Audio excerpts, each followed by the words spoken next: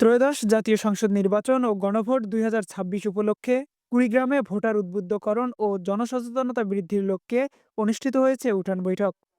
সোমবার বিকেলে সদর উপজেলার মোগলবাসা ইউনিয়নের চর সিতাইজার নুরানী ও হাফিজিয়া মাদ্রাসা মাঠে এই উঠান বৈঠকের আয়োজন করা হয়।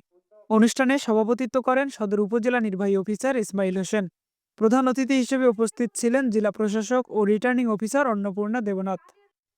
বিশেষ অতিথি হিসেবে উপস্থিত ছিলেন অতিরিক্ত জেলা প্রশাসক জাকির হোসেন আসাদুজ্জামান এবং civil surgeon Swapan Kumar Biswas, Rakibul Hasan, Abdullah Al Mamun, S N. Shariful Islam Khandakar ও নাহিদা আফরিন প্রমুখ।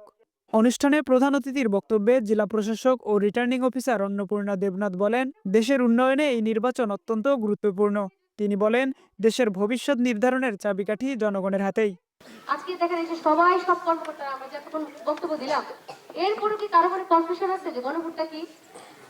আমরা প্রায় 2.5 ঘন্টা বক্তব্য রাখলাম, সবাই এই বিষয়ে কিন্তু পড়ে শোনালাম এবং আমাদের লিফলেট গুলোতে স্পষ্ট দেখেন এখানে আছে, এই যে দেখেন গোলাপি রঙের, এটা হচ্ছে গণভোট গোলাপি রঙের, এই ব্যালটটা গোলাপি রঙের থাকবে।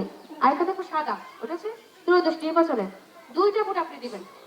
এই সুযোগটা আর আগে তো ছিল না, আমরা লাগে না যে 2টা ভোট দেওয়ার সুযোগ এবার পাচ্ছি আমরা, এবং যেন সময় না হয় আমরা একই ব্যালটে দিব। ঠিক আছে, তা আপনারা তো জানতে হবে না, আপনার যে পরিবার আছে তারা তো জানে না, আজকে এই পরিবারে তারা সবাই আসে নাই। আপনারা এখানে যারা আছেন আমার বিশ্বাস তারা গণ্যমান্য ব্যক্তিত্ব এবং আপনারা এই ওয়ার্ডটা ইউনিয়নের প্রতিনিধিত্ব করেন কিনা?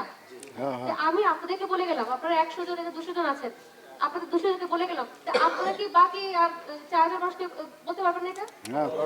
আপনারা শিক্ষিত সুশীল সমাজ এবং বুদ্ধিমান দেখে তো এখানে আছেন, এখানে অবস্থান করছেন আপনারা, আমাদের এখানে আপনারা এসেছেন। এখন আপনাদেরকে আমরা হাতে কলমে লিফলেট বিতরণের মাধ্যমে বুঝিয়ে গেলাম যে গণভোটটা কি এবং আপনাদের কর্মকাণ্ডটা কি হবে। উঠান বৈঠকে স্থানীয় ভোটারদের মাঝে নির্বাচন সম্পর্কে ধারণা প্রদান, ভোটাধিকার প্রয়োগের গুরুত্ব এবং গণতান্ত্রিক প্রক্রিয়ায় অংশগ্রহণের বিষয়ে সচেতনতা সৃষ্টি করা হয়। সভাপতি নির্বাচিত হবে, যত মেধাই হোক কেউ সর্বোচ্চ 10 বছরের বেশি প্রধানমন্ত্রী থাকতে পারবেন না। সংসদে নারীর প্রতিনিধিত্ব পর্যায়ক্রমে বাড়বে। ক্ষমতার ভারসাম্য প্রতিষ্ঠার জন্য পার্লামেন্টে একটি উচ্চ কক্ষ গঠিত হবে।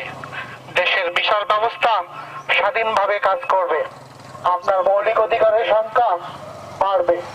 দণ্ডপ্রাপ্ত অপরাধীকে রাষ্ট্রপতি ইচ্ছামতো ক্ষমা করতে পারবেন না। আবদুল্লাহ আল আমিন, নিউজ ডেস্ক।